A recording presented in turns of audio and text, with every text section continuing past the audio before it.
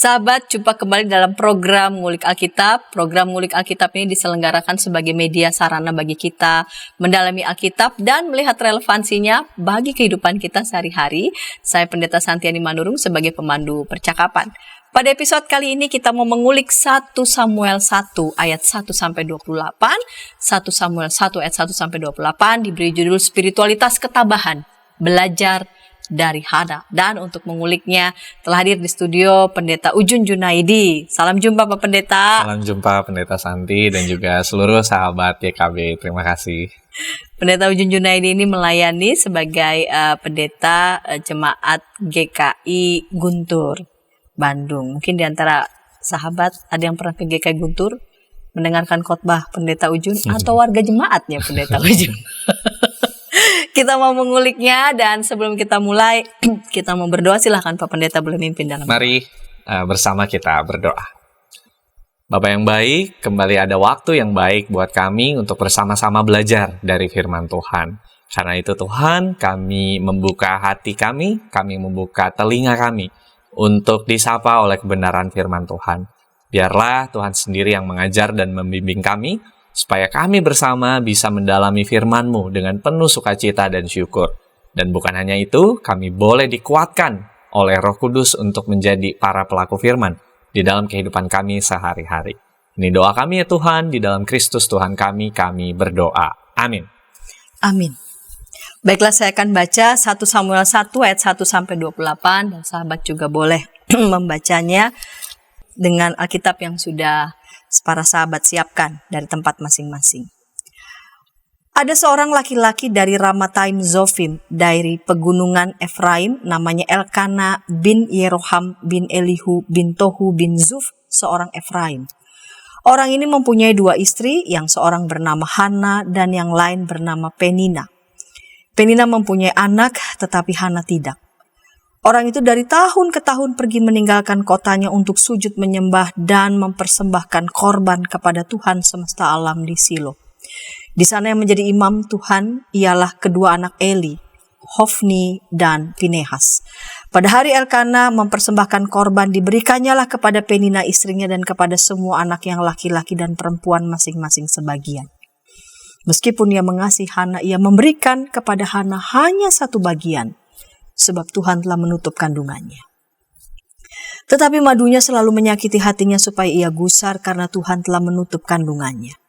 Demikianlah terjadi dari tahun ke tahun. Setiap kali Hana pergi ke rumah Tuhan, Penina menyakiti hati Hana sehingga ia menangis dan tidak mau makan.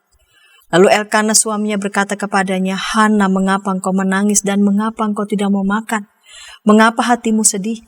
Bukankah aku lebih berharga bagimu daripada 10 anak laki-laki?" Pada suatu kali setelah mereka habis makan dan minum di Silo, berdirilah Hana, sedang Imam Eli duduk di kursi dekat tiang pintu bait suci Tuhan, dan dengan hati pedih ia berdoa kepada Tuhan sambil menangis terseduh-seduh. Kemudian bernazarlah ia, katanya, "Tuhan semesta alam, jika sungguh-sungguh engkau memperhatikan sengsara hamba-Mu ini dan mengingat kepadaku dan tidak melupakan hamba-Mu ini, tetapi memberikan kepada hamba-Mu ini seorang anak laki-laki, maka aku akan memberikan dia kepada Tuhan untuk seumur hidupnya dan pisau cukur tidak akan menyentuh kepalanya." Ketika perempuan itu terus-menerus berdoa di hadapan Tuhan, maka Eli mengamat-amati mulut perempuan itu. Dan karena Hana berkata-kata dalam hatinya dan hanya bibirnya saja bergerak-gerak, tetapi suaranya tidak kedengaran, maka Eli menyangka perempuan itu mabuk.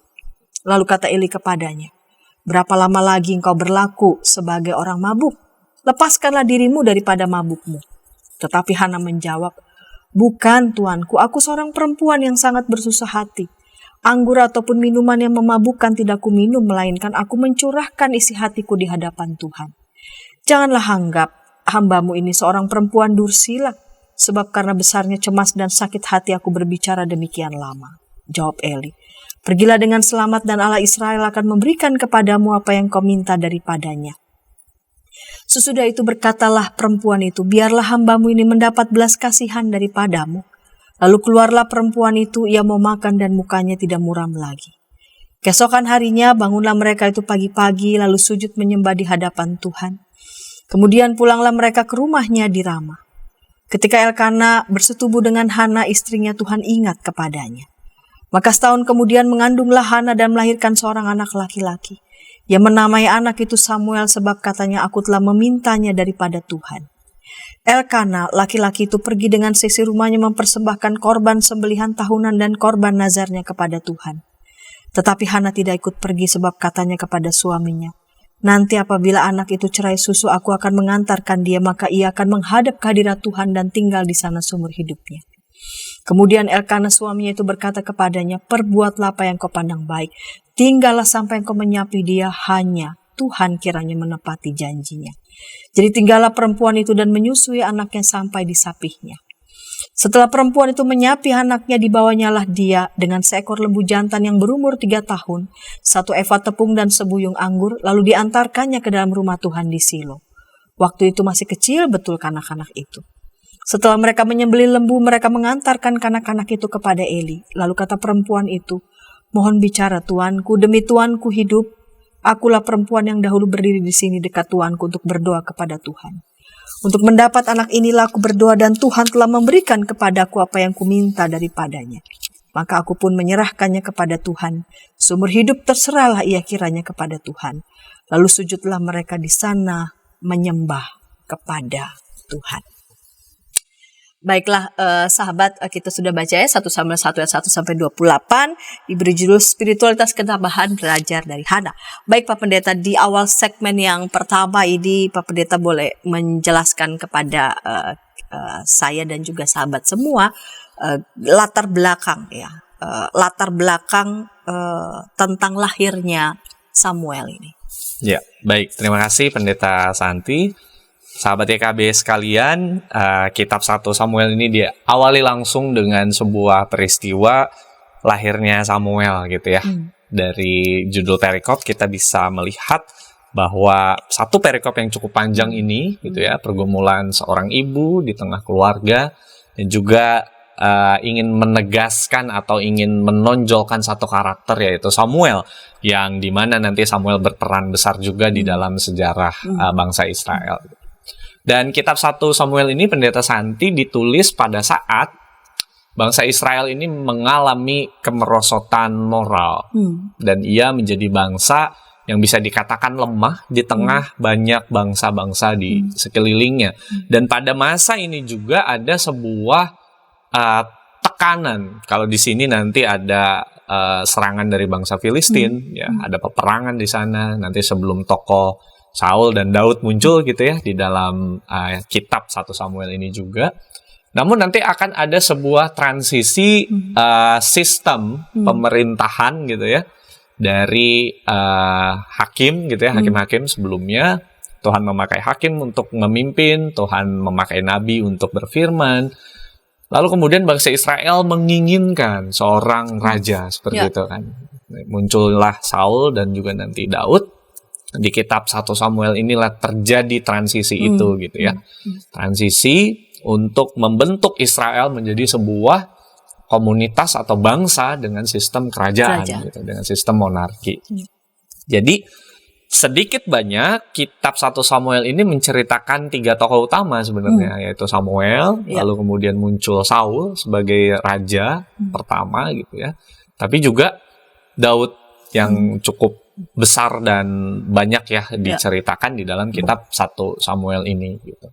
Jadi di dalam konteks itulah ada kemerosotan moral yang dialami oleh bangsa Israel pada waktu itu, ada sebuah transisi nantinya sistem pemerintahan, dan tokoh Samuel ini diperkenalkan pertama-tama gitu ya di pasal yang pertama, karena Samuel inilah yang nanti akan mengambil peran di dalam sejarah Israel itu.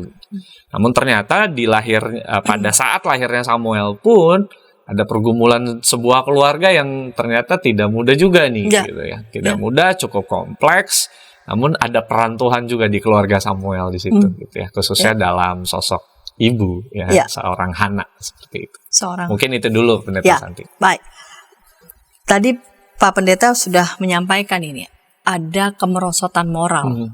Lalu kemudian fokus di 1 Samuel pasal 1 khususnya di ayat 3 ya. Betul. Orang itu dari tahun ke tahun pergi meninggalkan kotanya untuk sujud menyembah dan mempersembahkan korban kepada Tuhan semesta alam di Silo. Di sana yang menjadi imam Tuhan ialah kedua anak Eli, Hofni dan Pinehas. Ini menarik ya. Dari situasi konteks terjadi kemerosotan Betul. moral, namun ada satu keluarga yang digambarkan dari tahun ke tahun pergi meninggalkan kota untuk sujud menyembah dan persembahkan korban kepada Tuhan. Dan tampaknya dari keluarga inilah ya Samuel lahir, dan tidak dalam kondisi keluarga yang baik-baik saja. Betul.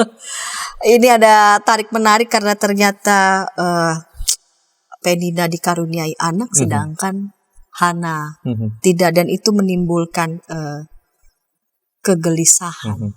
Rasanya tentang hal ini cukup ada ya, dialami oleh beberapa tokoh begitu ya. Betul. Dan diceritakan juga dalam Alkitab. Bagaimana Pak Pendeta memandang ini? Baik, terima kasih Pendeta Santi. Keluarga Samuel ini juga keluarga yang tidak lepas dari pergumulan gitu ya. Tadi Pendeta Santi sudah mengatakan bahwa ada seorang laki-laki bernama Elkana. Dia memiliki 2 istri. Yang pertama adalah Hana. Istri pertamanya adalah Hana. Namun Hana tidak memiliki anak, tidak memiliki keturunan. Kemudian Elkana ini memiliki istri yang kedua, yaitu Penina. Dan justru dari Penina ini Elkana memiliki anak gitu, memiliki keturunan. Dan memang tema ini tema yang cukup kita kenali juga ya di dalam banyak bagian Alkitab. Abraham misalkan gitu ya. Abraham belum mempunyai anak dari Sarah, tetapi nanti dia punya anak dari Hagar seperti itu gitu. Temanya mirip seperti itu ya. Jadi ada konflik di dalam rumah tangga terkait soal keturunan ini, karena memang secara kultural gitu ya, orang Israel ini keturunan itu menjadi sesuatu yang sangat penting sekali gitu, meneruskan silsilah keluarga dan lain sebagainya. Jadi dari sini kita bisa melihat ternyata ini adalah masalah yang cukup serius. Seperti itu. Betul. Nah, yang lebih serius lagi adalah ternyata terjadi konflik ya antara Hana dan Penina juga, dan di sini Hana yang menjadi tokoh yang seperti diolok-olok gitu ya, seperti diolok-olok, bahkan ini nggak sekali 2 kali nih gitu, hampir terjadi, bukan hampir lagi, terjadi setiap saat ketika mereka keluarga ini pergi mempersembahkan korban. Nah, tadi Pendeta Santi mengatakan bahwa di tengah kemerosotan moral bangsa Israel ada satu keluarga yang secara konsisten, yang memiliki spiritualitas gitu ya, memiliki kebiasaan mempersembahkan korban setiap tahun. Kita bisa baca di ayat 3 tadi, dari tahun ke tahun gitu ya. Keluarga ini pergi meninggalkan kotanya, sujud menyembah, mempersembahkan korban kepada Tuhan gitu. Jadi dari ayat ini memang ini keluarga yang punya pergumulan, tetapi keluarga ini pun punya satu bentuk bentuk spiritualitas mereka gitu untuk menyembah Tuhan, yaitu dengan setiap tahun secara konsisten bersama seluruh keluarganya gitu, bersama dengan Elkana gitu. Nah, yang menarik adalah kita masuk mungkin ke lebih dalam sedikit nih, Kak Santi, sebelum nanti kita membedah Hana, mengulik Hana dan bagaimana pergumulan Hana ini gitu ya. Kita tadi melihat bahwa berkali-kali di ayat 5, di ayat 6 gitu ya, kita mendapat keterangan bahwa Tuhan menutup kandungannya gitu ya. Jadi ada apa dengan Tuhan menutup kandungan ini gitu ya. Tadi kita sudah membahas bahwa peran anak, kehadiran anak, apalagi anak laki-laki gitu ya, di dalam silsilah Israel itu sangat penting sekali. Nah, namun kata Tuhan menutup kandungan ini ingin menegaskan satu hal yang menurut saya ini penting untuk kita hayati juga, bahwa itu bukan salah Hana, tanda petik gitu ya. Jadi bukan karena Hana kurang saleh atau Hana kurang ini kurang itu gitu, menyalahkan diri kemudian gitu ya. Bukan karena dosa, bukan karena kesalahan, bukan karena pribadi Hana itu sendiri Hana tidak memiliki anak. seperti itu. Tetapi keterangan Tuhan menutup kandungan ini ingin menegaskan bukan juga Tuhan yang jahat. Seolah-olah wah, Tuhan tidak peduli kepada aku, Tuhan tidak memberikan kepercayaan ini, anak ini gitu ya kepada saya. Enggak, tetapi ini menunjukkan bahwa ada sebuah rencana Tuhan yang mungkin belum Hana tahu di sini pada adegan ini gitu ya. Betul. Ada istilah sederhananya, Tuhanlah yang empunya kuasa, Tuhanlah yang empunya otoritas gitu ya untuk setiap umatnya, termasuk di sini Hana. Karena tema serupa kita temukan dalam Sarah gitu ya, dengan Abraham. Dikatakan Tuhan juga menutup gitu ya rahim atau kandungannya. Tapi ada rencana yang disiapkan Allah juga gitu ya. Ada rencana Tuhan yang disiapkan juga gitu. Jadi mungkin ada satu hal yang sedang disiapkan Allah bagi keluarga ini, khususnya bagi Hana itu sendiri gitu. Iya. Jadi ada menarik ya, Tuhan telah menutup kandungannya, justru berangkat dari hal itu kita terpikir begitu, apa yang ingin Tuhan nyatakan betul. justru. Jadi bukan melulu ini salah saya gitu ya. Tuhan telah menutup karena ini dosa saya, karena ini salah saya, melainkan apa yang ingin Tuhan tunjukkan kepadanya dan melalui keluarganya begitu. Kita akan lanjutkan segmen kedua, namun sebelumnya kita dengarkan pesan-pesan berikut ini. Dari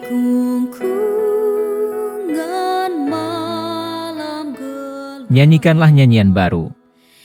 Setiap hari Rabu, pukul 12 waktu Indonesia Barat. Dapat Anda nikmati di channel Lagu Rohani YKB GKI TV.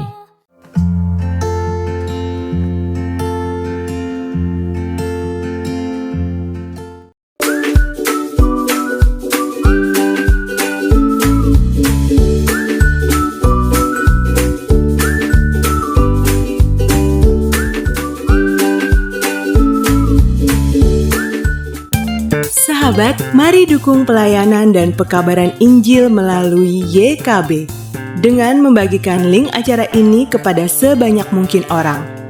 Dukungan juga dapat saudara lakukan dengan mentransfer dukungan finansial ke rekening BCA ke nomor 450 305 2990 450 305 2990 atas nama Yayasan Komunikasi Bersama.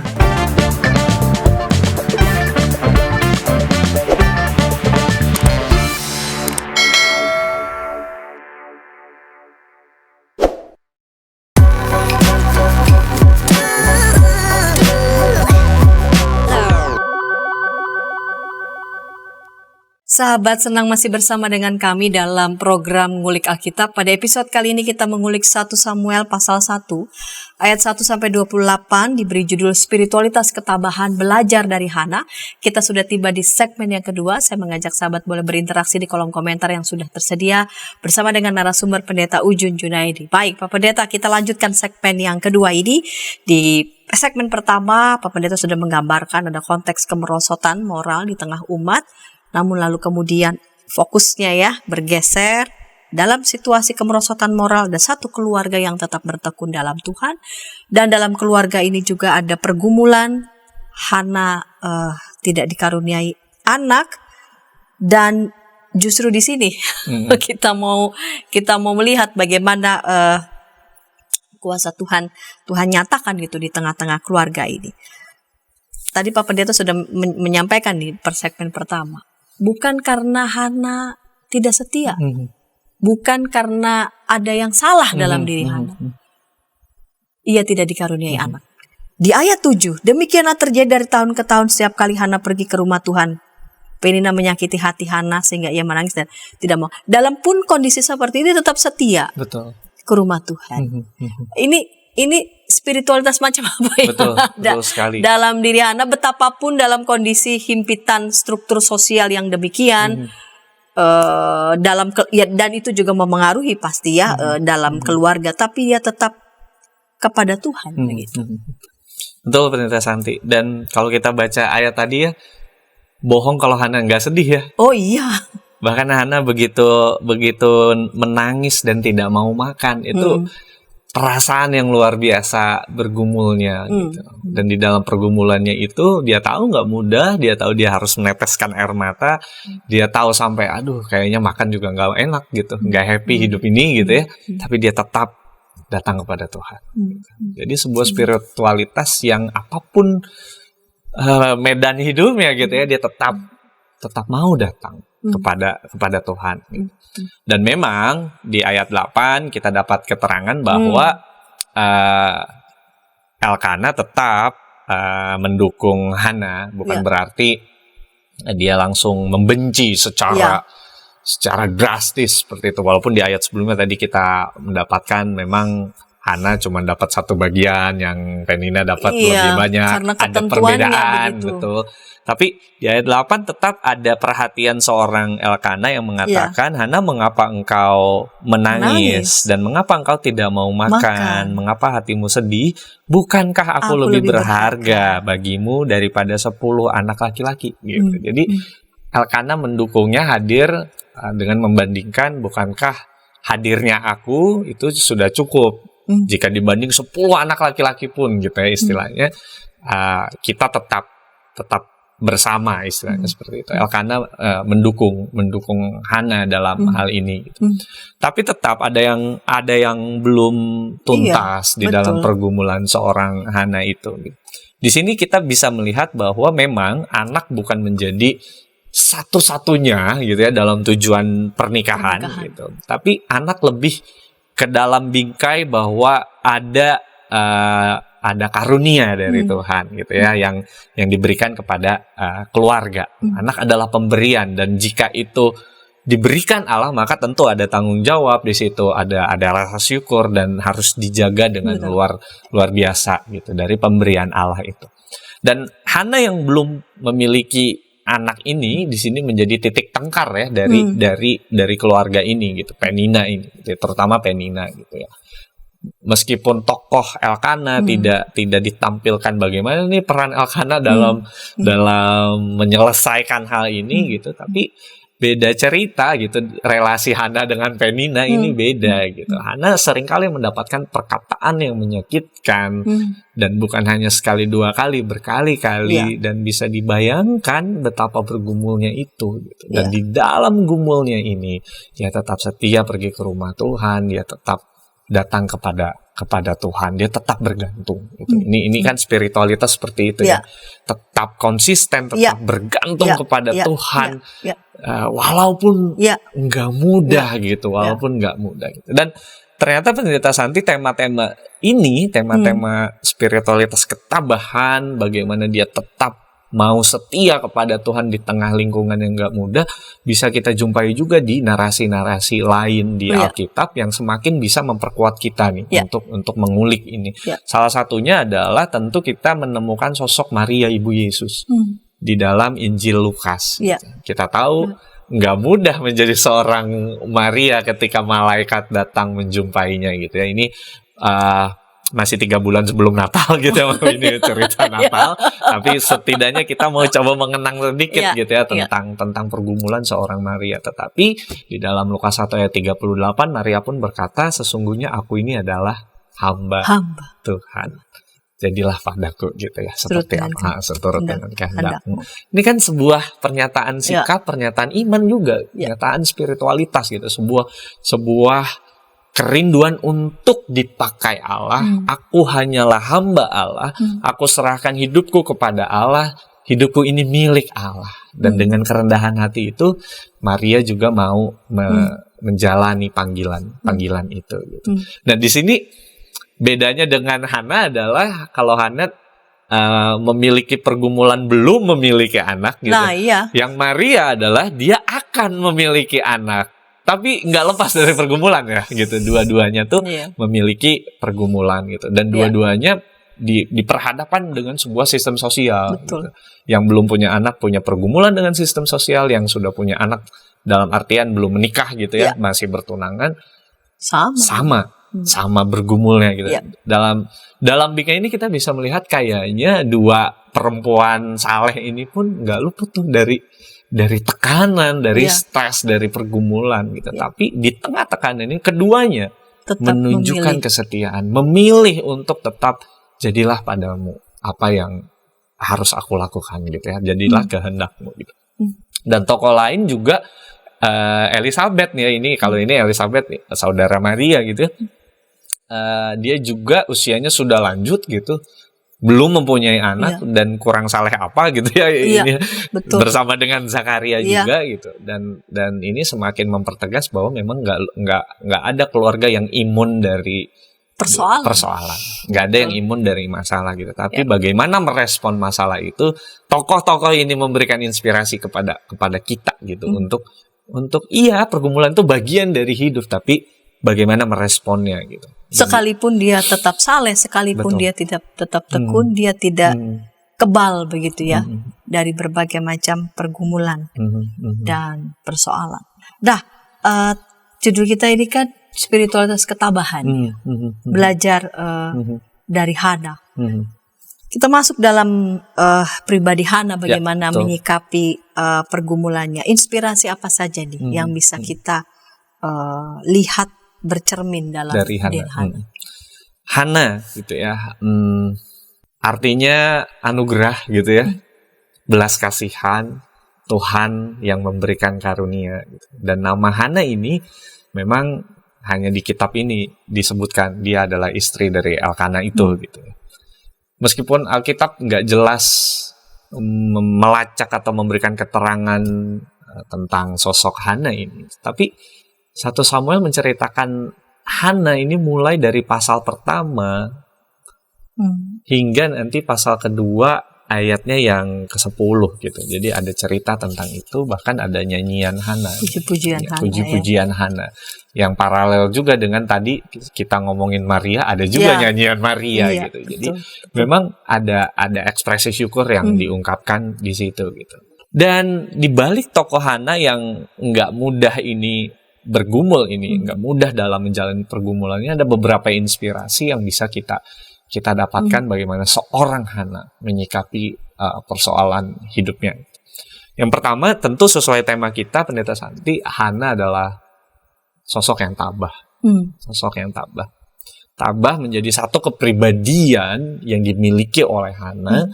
Ketabahan hati Hana dapat diketahui ketika ya dia istilahnya Elkana memilih untuk memiliki istri yang kedua. Dari situ saja itu sudah hebat sekali gitu pergumulannya gitu. Tabah atau kesabaran yang dilihat dari kondisi ini gitu ya, menegaskan satu hal bahwa Hana bersiap atau bersedia menjalani pergumulan yang gak mudah itu. Jadi ketabahan pertama-tama ditunjukkan dengan kesiapan. Siapa sih yang siap untuk menjalani permasalahan? Tapi bagaimanapun Hana menjalaninya. Itu yang pertama. Lalu yang kedua, dari ucapan-ucapan Penina yang setiap tahunnya dialami gitu ya. Ini tak terceritakan bagaimana kondisi kesehariannya di sana gitu. Apalagi keseharian gitu. Di sini juga kita mendapatkan keterangan soal ketidaknyamanan kata-kata itu gitu kan, bisa dibayangkan ya Kak Santi atau Pendeta Santi bahwa kata-kata itu memang ringan tapi menusuk misalnya seperti itu ya.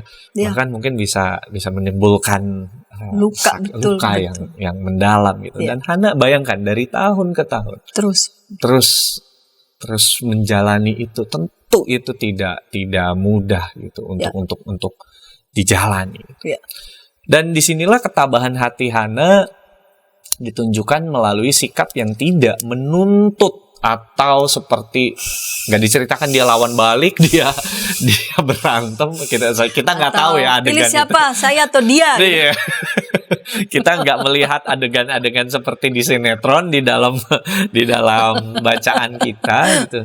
Dan mungkin Hana di dalam kepedihannya dia tetap menghargai Penina gitu. Itu yang kita nggak tahu seperti itu. Dan ini menunjukkan ketabahan Hana yang luar biasa sekali seperti itu ya. Dan hal ini juga menjadi inspirasi kepada kita. Kita bukan menutup mata terhadap masalah seperti itu, lebih ke meresponsnya secara tepat, secara baik seperti itu. Ketimbang Hana berantem tanda petik di sini, menarik, iya, dia lari kepada Tuhan seperti itu. Ada pilihan-pilihan yang dia lakukan secara sadar, secara matang, dan dia memilih untuk itu gitu. Meskipun ya pasti berantem mungkin sangat logis gitu ya.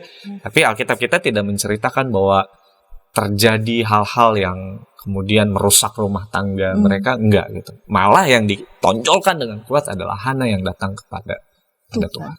Seperti itu. Responsnya tetap kepada Tuhan. Responnya tetap kepada Tuhan. Itu yang pertama tentang ketabahan gitu ya. Lalu yang kedua mungkin kita bisa melihat kesetiaannya ya. Kesetiaannya. Tadi kan kita bahas soal ketabahannya dalam arti merespon masalahnya. Yang kedua ini, kesetiaan ini bukan hanya ia setia terus kepada suaminya Elkana, tetapi lebih lagi kepada Tuhan.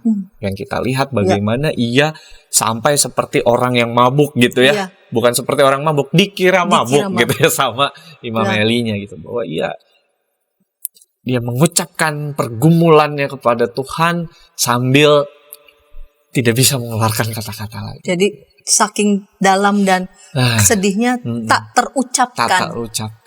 Iya. Kadang ini yang menarik ya, Pendeta Santi, ketika pergumulan itu nggak bisa diomongin lagi gitu ya. Sedalam itu. Hatinya yang menjerit kepada Tuhan. Hatinya yang menjerit kepada Tuhan. Dan itulah yang ditampilkan dari sosok Hana ini.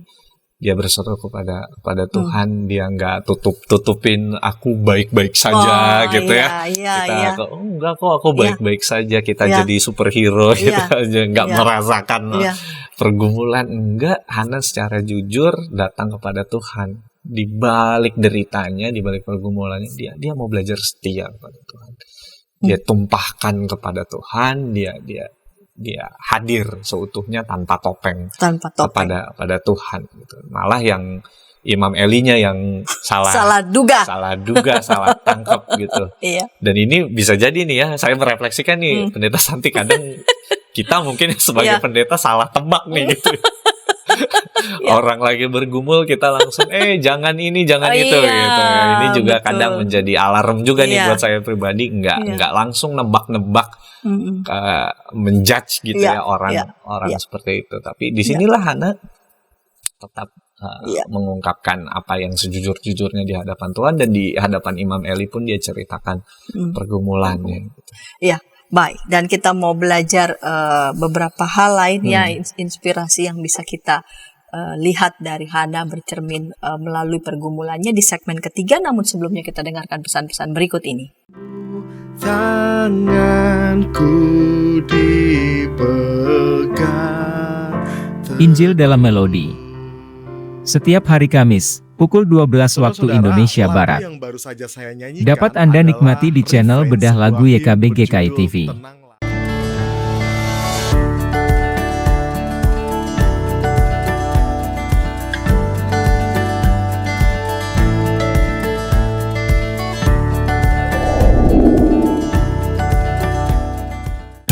Sahabat, mari dukung pelayanan dan pekabaran Injil melalui YKB dengan membagikan link acara ini kepada sebanyak mungkin orang.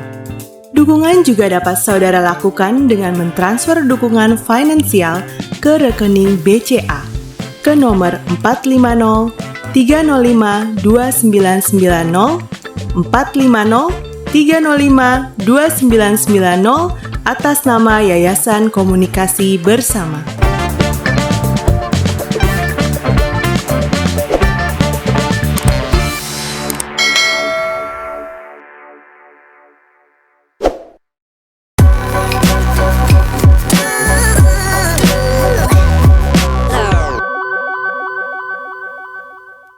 Sahabat, senang masih bersama dengan kami dalam program Ngulik Alkitab. Pada episode kali ini kita mengulik 1 Samuel 1 ayat 1 sampai 28, diberi judul Spiritualitas Ketabahan Belajar dari Hana. Kita sudah tiba di segmen yang ketiga. Sahabat boleh berinteraksi di kolom komentar yang sudah tersedia. Narasumber pada episode kali ini Pendeta Ujun Junaidi akan dengan senang menjawab ataupun merespon baik pertanyaan maupun komentar dari para sahabat. Baik, Pak Pendeta, kita lanjut ya di segmen yang ketiga, ini di segmen penutup. Di segmen kedua Pak Pendeta sudah menjelaskan ya tentang ketabahan dan juga kesetiaan yang ada begitu ya dalam diri Hana. Bagaimana kita bisa juga memaknai, karena kan namanya pergumulan sepanjang sejarah abad selalu ada ya bersama dengan kita semua, siapapun kita begitu.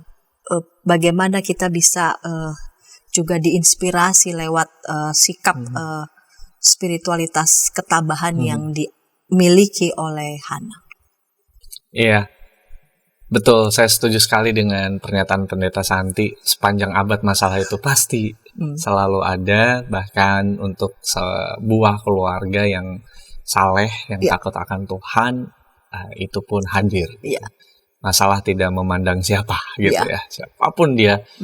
Pergumulan itu bisa hadir, dan pasti kita pun, saya, Pendeta Santi, dan Sobat YKB semua, mungkin saat ini pun kita sedang bergumul, kita sedang punya masalah. Maka inspirasi pertama yang tadi kita sudah bahas tentang sosok Hana bisa kita lakukan di dalam kehidupan kita. Mari mencari Tuhan, mari mencari Tuhan, karena Dialah sumber kekuatan kita, Dialah sumber pertolongan kita. Sebagaimana Hana selalu berseru kepada Tuhan di dalam, mungkin saya membayangkan intensitasnya dia bergumul, berkata-kata gitu, sampai adegan terakhir gitu ya, ketika dia sudah tidak bisa berkata-kata lagi, hanya mulutnya yang bergerak-gerak gitu. Itu kan berarti intensitas yang konsisten dilakukan dalam pencariannya akan Tuhan. Di dalam pergumulannya yang gak sebentar, tahun demi tahun ia lewati dengan pergumulan itu, dia berseru kepada Tuhan. Maka itu yang mungkin bisa kita lakukan, dan kita refleksikan sejauh apa saya datang kepada Tuhan ketika saya bergumul, ketika saya memiliki permasalahan, dan sejauh apa doa-doa kita tuh kita panjatkan dengan kesungguhan hati itu. Kesungguhan dan kerinduan, setia untuk mencari Tuhan gitu. Dan ini yang menginspirasi saya juga, Pendeta Santi, untuk kadang sejenak diam gitu ya, sejenak diam, berkomunikasi dengan Tuhan, berdoa, itu menjadi semacam therapeutic silence gitu. Dalam artian diam yang memulihkan gitu, diam bukan yang diam menyimpan menyimpan dendam, tunggu pembalasanku gitu. Tapi diam yang aku dan Tuhan gitu, aku bersama dengan Tuhan gitu. Malah kata-kata tidak selamanya mengobati gitu ya. Kata-kata Imam Eli aja salah nih. dalam adegan ini malah kata-kata Imam Eli langsung ngejat, saya lepaskanlah dirimu daripada mabukmu. Lepaskanlah dirimu dari mabuk. Nah, siapa yang mabuk gitu ya? Dia yang mabuk. Dan ini juga mungkin kita bisa lakukan dalam ranah pastoral, tanda petik gitu ya, dalam ranah kita untuk menguatkan sesama kita. Mungkin ada teman-teman kita, sahabat kita, saudara kita yang sedang bergumul, mungkin duduk diam bersamanya, berdoa bersamanya, itu lebih baik ketimbang kita berkata-kata yang bisa jadi kurang tepat gitu. Kalau kata-kata itu membangun, kata-kata itu diperlukan, tentu itu akan menjadi berkat. Tapi sejenak diam, menemani, hadir secara utuh gitu ya, hadir secara penuh, mungkin itu bisa menjadi cara kita juga untuk mendukung saudara-saudara kita yang mungkin sedang bergumul. Kadang Pendeta Santi, waktu kita bergumul sebenarnya kita udah tahu nih apa yang harus kita lakukan. Kadang seperti itu kan, gitu. Kita udah punya solusi terhadap masalah kita kadang. Gitu. Tapi kita butuh teman aja gitu. Kita butuh support gitu ya.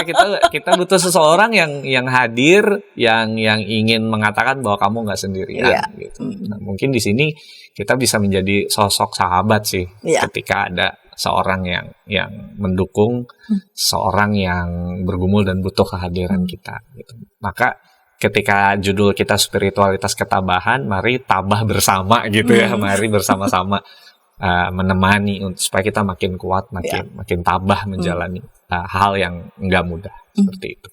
Itu yang pertama tentang setia mencari Tuhan. Lalu yang kedua mungkin yang bisa kita lakukan adalah karena di sini Hana juga berjanji kepada Tuhan gitu ya, ketika nanti mungkin akan dikaruniai seorang anak, dia akan memberikan anak itu untuk Tuhan. Samuel itu diberikan untuk menjadi pelayan Tuhan. Maka yang kedua juga kita bisa belajar untuk konsisten dalam mengatakan sesuatu dan melakukannya gitu ya, menepati janji-janji kita gitu ya. Ibaratnya saya pernah ingat Pendeta Andar Ismail pernah membuat seri selamat berteduh tentang doa gitu ya, tentang doa, renungan tentang doa. Dan di awal sekali beliau mengatakan bahwa kadang kita suka obral janji sama Tuhan ketika kita berdoa gitu ya. Seperti misalkan, Tuhan aku mau Tuhan aku akan melakukan ini nih kalau aku misalkan lulus ujian, kalau aku jadi ini, kalau aku berhasil ini, berhasil itu. Tapi walau pas udah dapet kita lupa pura-pura. Iya. Kita juga seperti itu gitu. Kadang kita banyak janji kepada Tuhan, pengen A, pengen B, pengen C. Ketika Tuhan sudah kasih itu, kita lupa dengan apa yang kita janjikan. Nah, di sini belajar dari Hana menepati janjinya, meskipun Alkitab kita mencatat nggak langsung ya, Samuel lahir kemudian diberikan gitu kepada Tuhan melalui imam, nggak seperti itu. Ada masa di mana Hana juga menyapih gitu ya, sampai dia sudah agak sedikit bisa dilepas gitu ya. Nah, baru diberikan kepada imam gitu, Imam Eli dalam hal ini. Gitu. Nah, mungkin ada di posisi Hana justru menyenangkan, happy, tapi juga akan berpisah gitu. Iya itu, aduh. Setelah sekian lama menunggu, dinantikan, lalu baru saja ada, hanya sebentar menemaninya, menyusuinya, dan dia harus lepas lagi gitu. Dan disitulah kita belajar gitu, bahwa kembali lagi apa yang kita miliki ini bukan milik kita seutuhnya, tanda petik gitu ya. Ini adalah berkat Tuhan gitu. Dan Hana konsisten dengan pemahaman itu, dengan kepercayaan itu, bahwa Samuel ini memang anaknya Hana, tapi ya Samuel adalah punya Tuhan gitu. Dan dia diberikan untuk pelayanan Tuhan di bersama dengan Imam Eli. Dan nanti peran Samuel akan sangat luar biasa. Akan sangat besar gitu ya dalam sejarah bangsa Israel itu. Namun balik lagi kepada Hana, mari belajar konsisten menepati janji-janji kita, termasuk ketika kita juga istilahnya berjanji kepada Tuhan seperti di dalam doa kita, di dalam permohonan kita.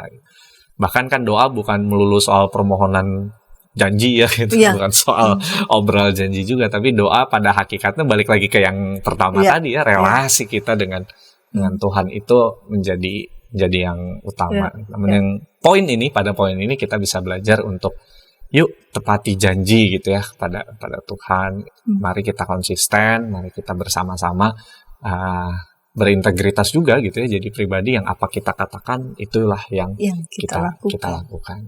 Seperti itu mungkin pendeta. Dan lagi pula juga kita kalau motif Hana berdoa hanya untuk karena ingin mendapatkan anak, ya mungkin cukup setahun. Betul. Dia nggak akan kembali lagi. Begitu ya. Betul. Tapi ini dia ketaatannya kepada Tuhan itu terus menerus, begitu ya. Walaupun nggak tahu juga kan ujungnya di mana begitu. Lalu betapapun Hana mendapatkan respon tidak enak dari Imam Eli, itu tidak membuat dia juga ogah lagi besoknya tebak itu, Ci. Kan kadang-kadang kan kita kalau udah sebel mungkin ke gereja gitu ya. Ditandain ya. Udah dapat pergumulan, saya mau ke gereja ingin menemukan ketenangan, terus ternyata mendapatkan tanggapan respon kayak gitu, seolah-olah makin menegaskan makin nggak mau lah gitu. Betul, Pendeta Santi. Seolah-olah situasi ini semakin membuat Memperburuk. Nah. kita merasa bahwa kayaknya udah makin benar, emang nggak usah begitu ya. Iya. Namun dari sini saya lihat Hana itu tidak terpengaruh untuk semua situasi-situasi yang buat dia tuh itu situasi yang temporer, itu bukan situasi, itu bukan hal yang utama ya. Hal yang utamanya dia tetap kepada Tuhan. Bahkan juga dia bisa saya bingung loh, dalam keadaan dia begitu masih bisa merespon Imam Eli dengan baik. Dengan sangat sopan, dengan sangat baik menjelaskan bagaimana Aku tidak pergumulan. sedang ini gitu ya, tapi aku sedang seorang perempuan yang bersusah hati. Dia menceritakan aku nggak melakukan seperti apa yang kamu tuduhkan. Jangan anggap aku ini seperti ini, bertindak yang buruk. Lalu kemudian dia kembali pulang dan menjalani hidupnya dan Betul. terus menerus Betul. seperti itu begitu ya. Dari responnya saja kita menangkap karakter Hana yang Iya. dingin ya kepalanya gitu. Saya bingung apa dia Betul, sangat betul. sangat tenang Iya, begitu ya. iya. Tidak gampang meletup-letup gitu loh. Itu dia. Tidak ini ya mudah terpancing. Terpancing gitu, tidak mudah meletup-letup. Saya pikir ini kalau bukan latihan spiritualitas Betul. yang digojlok, nggak mungkin dia bisa seperti ini. Dan memang rancangan Tuhan ya, Betul, melaluinya betul. ada lahir Samuel yang tidak main-main gitu ya dalam kehidupan fase tadi ya, transisi umat Israel masuk dalam sistem monarki, sistem kerajaan di mana Samuel akan memainkan peran yang sangat penting. Dan saya belajar juga tentang ini ya, Hana itu tidak melekat lagi-lagi dalam yang temporer. Melekat pada pergumulan tidak punya anak, melekat pada respon Imam Eli yang tidak mengenakan, melekat pada tanggapan Penina yang Betul. tidak mengenakan, dan juga tidak mau melekat pada keinginan dia untuk memiliki Samuel Menggenggam seterusnya. Samuel, betul. Iya, tapi dia ingat lagi, ini aku persembahkan untuk Tuhan. Wow, luar biasa ya Pendeta Santi ya. Iya. Sebuah spiritualitas yang bukan hanya soal ketabahan gitu ya, tapi ya memang seluruh hidup kita ini Iya. milik Tuhan. Iya. Apa yang kita punya, apa yang kita dapatkan, itu semua dari Tuhan. Dan bayangkan kalau kita bisa hidup seperti itu gitu ya, ya meskipun banyak masalah rasanya kita bisa Iya. dengan yakin Ya. melewatinya. Baik. Dan sahabat, ketika tayangan ini juga boleh memberkati sahabat dimanapun berada.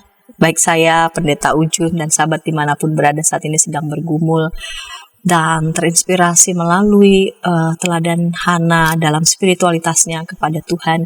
Biarlah kita juga tetap boleh belajar meminta kekuatan dari Tuhan, belajar tenang ya, membiarkan Tuhan berbicara kepada kita pun melalui berbagai macam persoalan. Dan biarlah tayangan ini juga boleh menjadi berkat, dan sahabat boleh menekan tombol like ataupun subscribe sehingga boleh mendapatkan update tayangan YKB GKI TV. Kita mau menutup dalam doa, silakan Pak Pendeta boleh menutup dalam doa. Baik, mari kita bersatu dalam doa.